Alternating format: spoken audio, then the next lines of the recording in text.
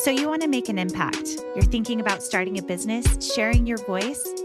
How do women do it that handle motherhood, family, and still chase after those dreams? We'll listen each week as we dive into the stories of women who know. This is Call Me CEO.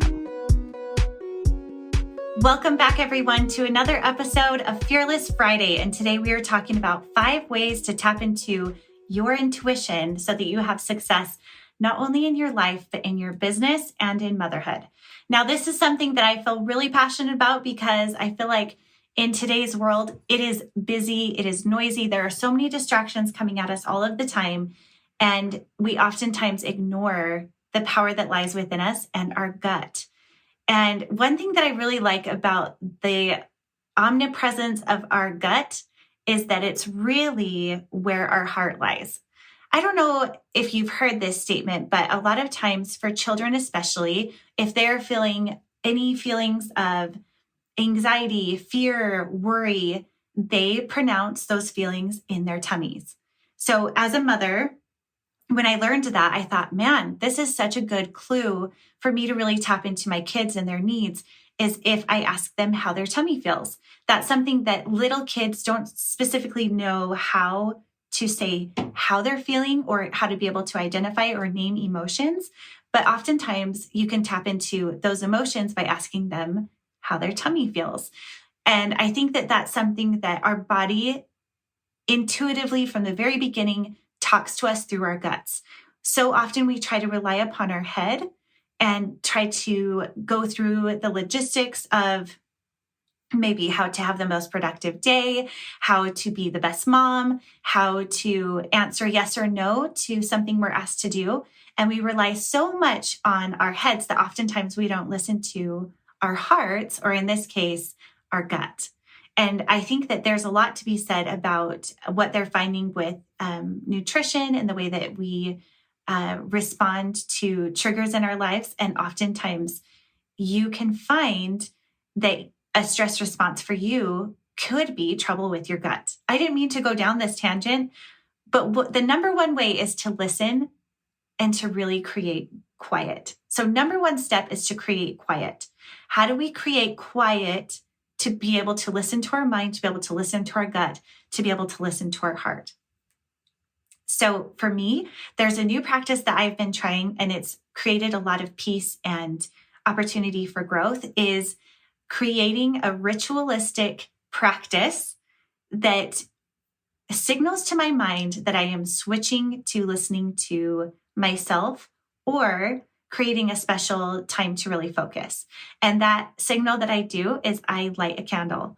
And it's a really simple practice where if I'm going to be switching from maybe mom go mode or errand mode or homework mode or anything like that, if I need to practice on something that really demands my attention, whether it's tapping in with what I'm feeling inside or what I'm doing to create more concentrated time in my business, I light a candle. And that's kind of like a very clear, intentional, I'm setting aside this time to really tap into my intuition. And so maybe for you, it could be listening to music or turning off music. Maybe for you, it could be starting your day with prayer, meditation, which I found very helpful. Or maybe for you, it's taking a shower. Is that the time that allows you to create that quiet? I know a lot of people will find inspiration or really connect with what their heart is telling them when they create those moments of peace. So figure out what that moment of peace is for you and create space to be able to connect with yourself in those moments of peace. I wanted to pop in here really quick to mention that VA to 60 days is opening up this month. That's right. You heard me. No longer am I hiding behind my fear. I'm actually going to open a course that I've been thinking and talking about releasing myself for a long time. What is a virtual assistant? It is someone who helps anyone online prolong, expand, enhance their business with things that you can do for them at home. So that could be a business that is a brick and mortar business, or it could also be a business that someone is doing online and they need to free up some of their time. There is literally a list of 100 things that you can do and offer as a virtual assistant that range anywhere from email management to social media management, website design, invoicing, customer service. The list goes on and on and on. And after so many years of women asking me how to expound their business and also how to create a business from home, I thought a virtual assistant is truly the answer to both. And so I have created this all-inclusive 7-week program where I will take you step by step, ins and outs of how to create your own virtual assistant program. Here's the thing. This is the first time I am releasing this offer. And so this is a beta launch price. It will never be this low again. If you're interested in that and you think that this is something that could be a good fit for you, you want to be able to be your own boss, create your own hours, be able to stay at home and be with your kids and do the thing that you love the most, which is being a mom, but also have something for you and more spending cash, come to my free webinar that's actually happening on June 8th, 9th, and 10th. They will be live, and I will be walking you through what it takes to be a successful virtual assistant and what kind of a commitment and opportunity that is for you. And I promise you, it is such an incredible opportunity because more than ever, businesses are growing, thriving online, and also finding outsourcing for wonderful employees like yourselves that can call the shots, pick the clients that you want, and also create an opportunity for you to grow a business that you love. This really has been a passion project. My husband keeps asking me again and again, why are you doing this? And truly, it's because I want to gift other people the same opportunity I've had to develop and grow a business from home and have the luxury and the privilege of being at home with my kids. So if that sounds like something that appeals to you, I would love it if you join me. Hop into this webinar. There are so many incentives for showing up live, free bonuses. So I hope that you will do that. Come to camillewalker.co to learn more, and I can't wait to see you there.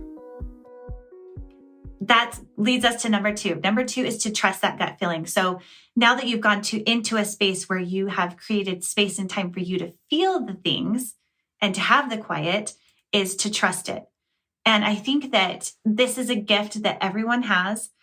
And as we get older, we may push our ability to really connect and to know and to hear and to feel. But the more that you practice this and the more that you trust your gut and you trust that intuitiveness that you get, the better you get at doing it. So if that's something that you're like, oh, I'm so bad at that. I'm horrible at saying no. I'm a people pleaser, or I just don't know how I really feel about this. And you tend to push those feelings away.